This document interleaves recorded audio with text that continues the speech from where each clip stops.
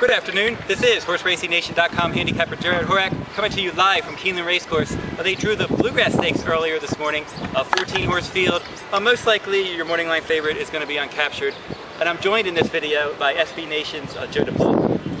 How are you, sir? Good to finally, do our very first meeting. Jared and I, of course, are radio colleagues. We team up on the Fast Track radio program each Saturday and Sunday, or in my case, just Saturday. We have Molly Jo Rosen on the team as well, hosted by the immortal Steve Bortstein, who sadly could not be here with us today. But yeah, we've shared a time slot for 2+ years, and today our very first meeting. We have some fun in Keeneland, great racing today, and my first look at the facility, Jared, I don't know about you when you first came here, I was just blown away by the quality of the spectacle, the majesty of the place. It is gorgeous. It's unbelievable, and it's a great place to watch some racing, and it's a great place on Saturday to do some big-time Derby prep racing. It definitely is. I've been to Keeneland one other time in 2001 with my friend, another friend Joe, who happened to be here as well today that I got to meet up with. We travel in packs. Exactly. So now I live in Kentucky, so it was nice to come back and see Keeneland again. He wheels back pretty quickly off of the spiral.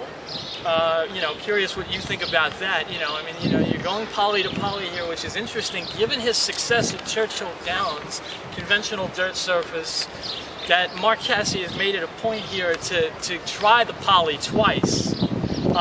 Is very interesting to me, and obviously you have a point situation here. You want to make sure you get enough if you're uncaptured.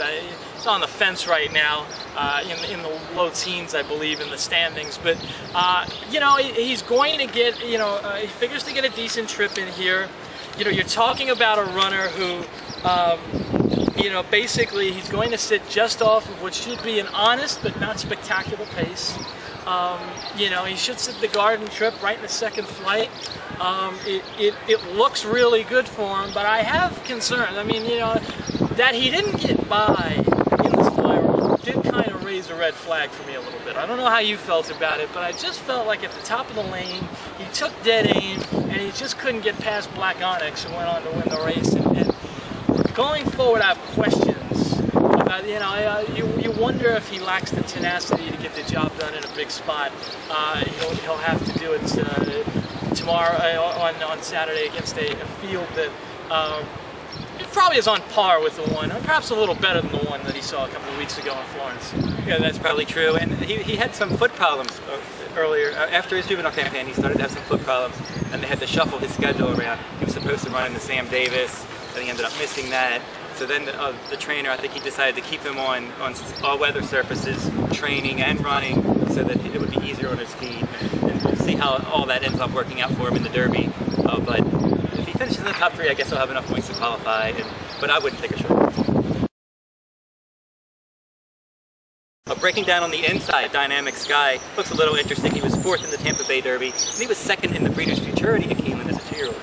And a horse has really impressed me, and he goes out also for Mark Casse in here. The second runner here for Casse, and you look at his past performance line. Okay, he was beaten at City Block by Verrazano last time in Tampa.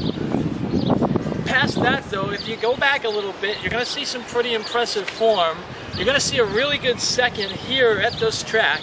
Over against, lost just a length to Joha in the Breeders' Futurity last year in a Grade 1. So you're talking about a runner, you've seen some nice things from him. He's finished ahead of Java's War, who figures to be second choice in here. We'll get to him in a second.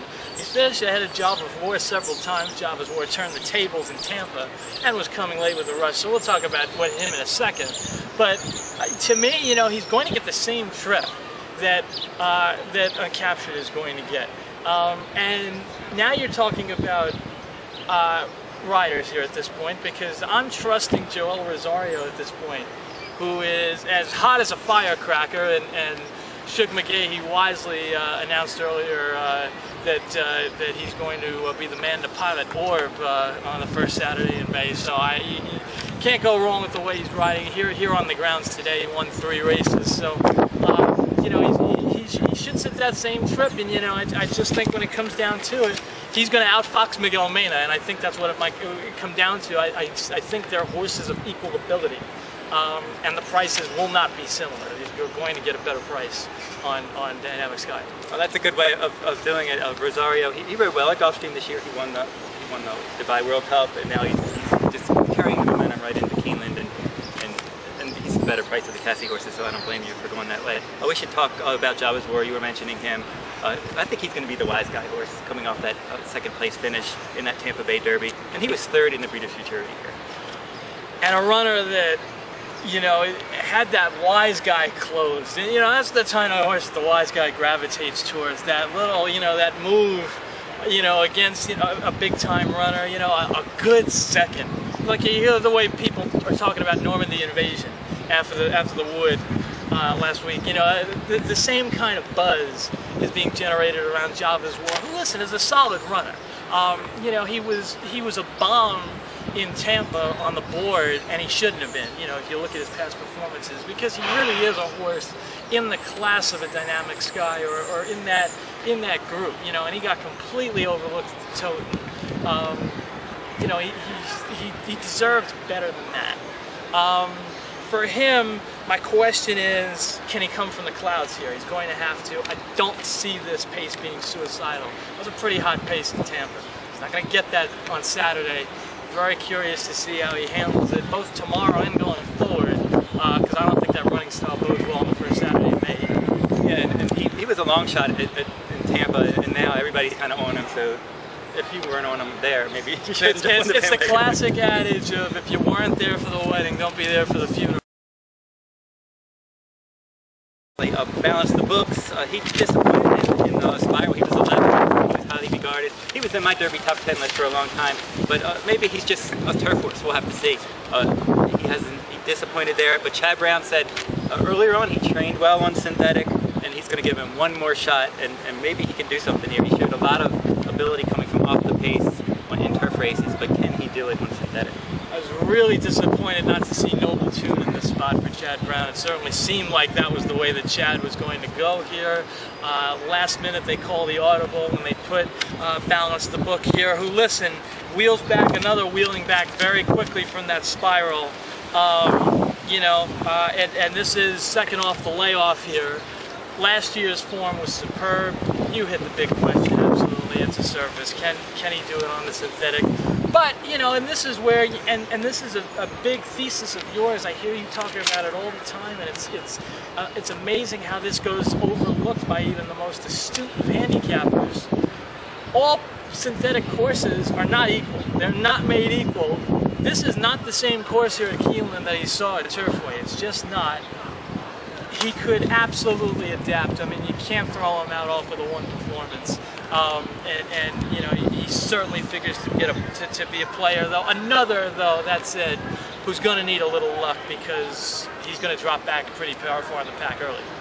He's probably more likely to hit the board if he does anything, and if he's like 20 or 30 to 1, I'd throw him in your tries and supers. I would give him another shot at that price, because he was highly regarded going into the Spiral. Can't remember Gary Contessa ever being so high on a horse. And, you know, I followed Gary a number of years in New York, and he was at the draw on a Wednesday morning, and he was in all his glory, and really he's soaking the experience in. This is a big time runner, he believes. He got marooned outside. He was talking about how he liked post 13.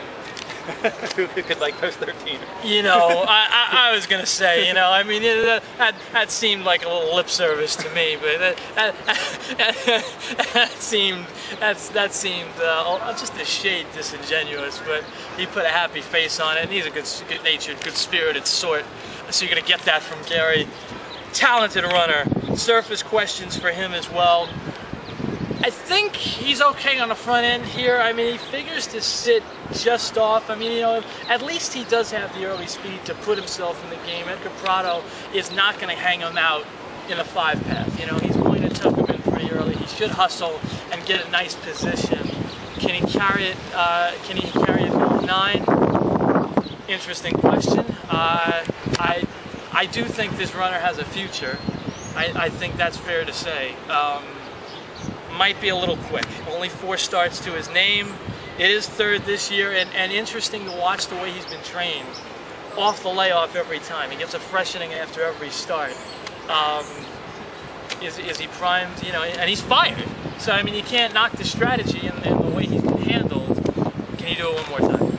Yeah, that's the question. And I think maybe you'll see Rydilluc and Balance the Books, maybe like in the Virginia Derby, something like that later this year. You see a lot of that where these horses they'll run on synthetic and these Derby preps that doesn't quite pan out. But they switch surfaces and then they run well later in the year. At Palace Malice is, I haven't gotten the buzz myself, and you know, a lot of us talked about going, you know, into Louisiana with him. It was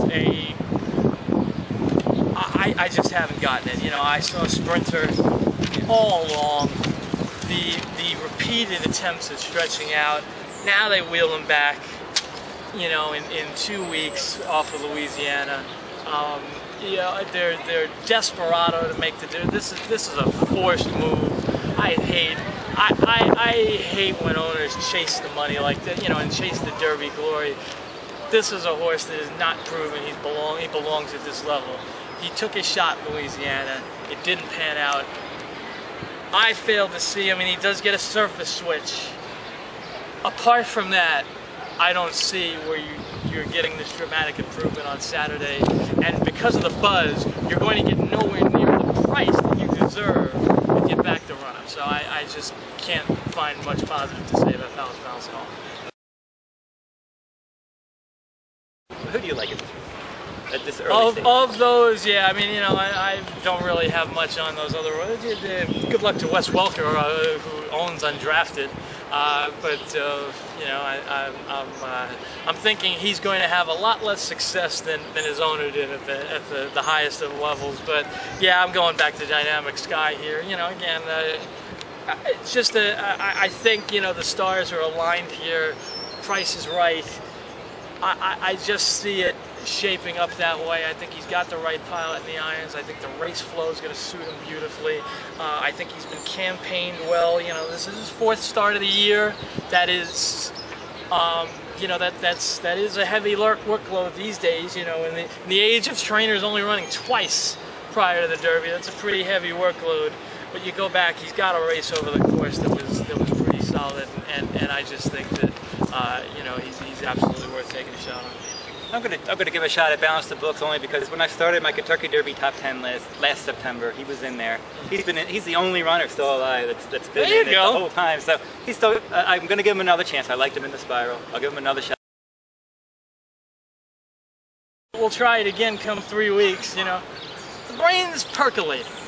I don't know where you are with this, and we'll talk a bit after this is over, but the brain is percolating a bit. I might have something cute in the offing here. We'll see what's coming up in 3 weeks, but very much looking forward to it. It should be a good Derby, it always is, and it'll be a lot of fun. Oh, definitely will. Thank you very much for joining me on this video, and I hope we can do many more. Indeed. Thanks for having me.